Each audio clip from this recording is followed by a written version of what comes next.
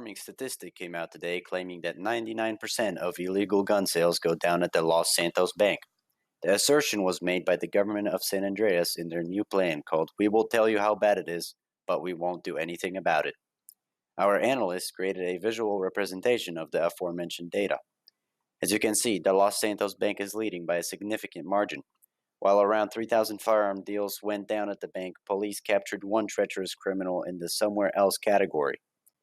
Our brave police force was watching this so-called abiding citizen until he let his brother touch his gun during a hunting trip. They swiftly put the man away for a long time. This context leads us into our own investigation.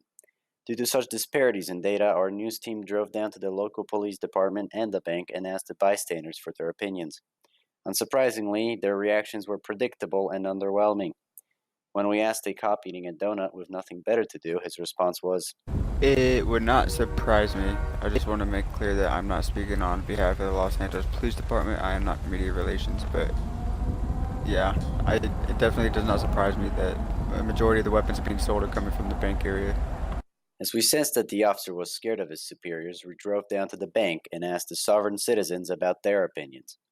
We were lucky enough to be enlightened with the knowledge provided by one smart resident hanging out at the bank.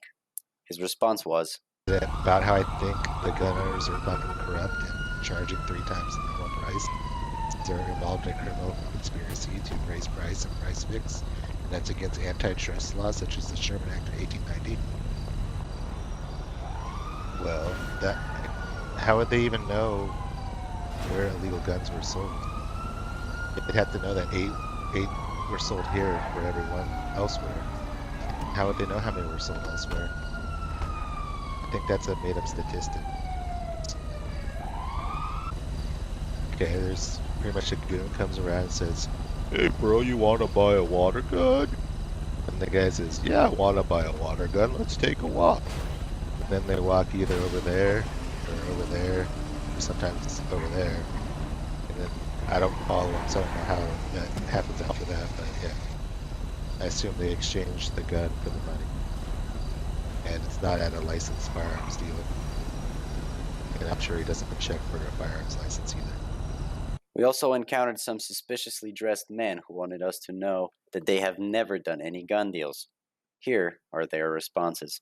I'm very shocked that I haven't seen any being done, so it may be false information or a false source. I have no idea, but I've never seen anything like that done at the bank before.